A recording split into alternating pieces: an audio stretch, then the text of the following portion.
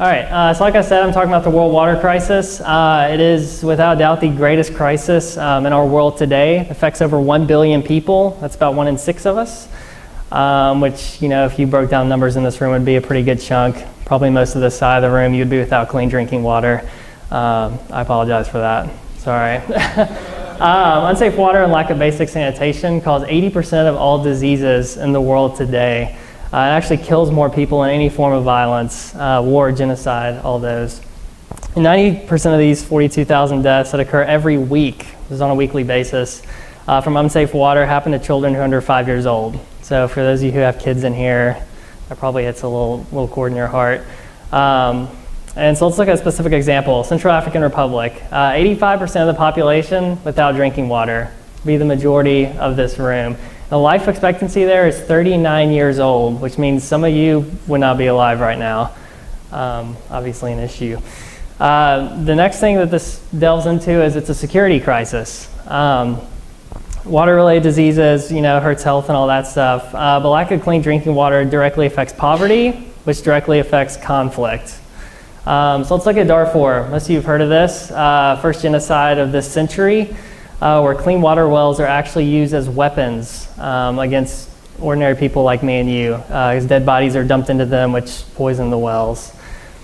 And we'll look at a second one as well, which is Democratic Republic of Congo.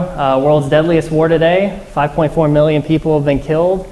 But look at the statistic on the right as far as the rape goes from women that have to leave their village to get water.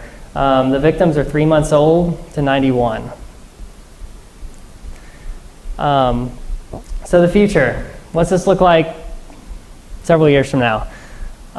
Here we have a picture of a clean water well in Africa. But as far as what this looks like, a third of the world may be without clean drinking water because supplies are running out and development's not catching up fast enough. So now we have a larger portion of this room that is prone to diseases like diarrhea, all sorts of awful preventable stuff out there. So this means that the water crisis, all this together means it's the greatest security threat in our world today. If 1 billion people are already affected, and it could be 2 billion by 2050, we're going to start seeing more stuff like this on the news. But the big thing we want to look at is solutions. This whole thing is preventable. We're just going to look at a small scale of that tonight.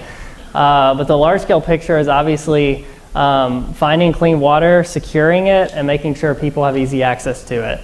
And one of the cool organizations we partner with is called Charity Water. 100% of the money they raise goes to fund water projects in developing countries.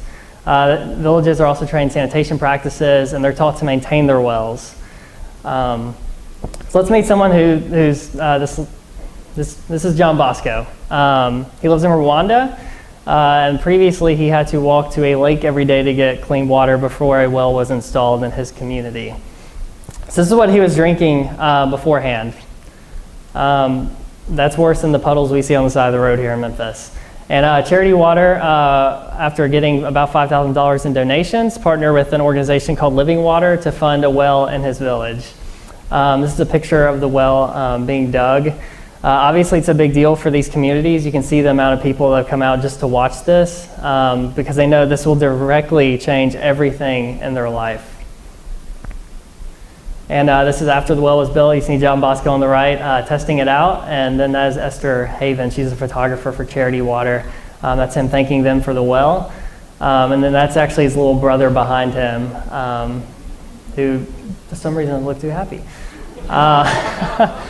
So where's John Bosco at today? The well was dug a year ago. Well, he's back in school because he doesn't have to walk hours every day to get water. He hasn't been sick since the well's been installed. And Charity Water uses him as an example of what we can do as individuals. Speaking of which, what can we do? Like I said, we're partnered with Charity Water because we want to help, because this is a major issue in our world today. So here's a few things you can do. You can join our street team. That's with Operation Broken Silence. That's kind of our advocacy fundraising group. You can go to our website, operationbrokensilence.org, donate $20. It's really that easy. You can begin your own fundraising campaign with us. We can actually set up a page for you online so people can go online and donate, write you a check, whatever. But all that to say, this is a preventable issue. It is a serious one. Didn't really go along with some of the humor tonight, but I hope you take interest in it. And I believe now we have an intermission. So, awesome.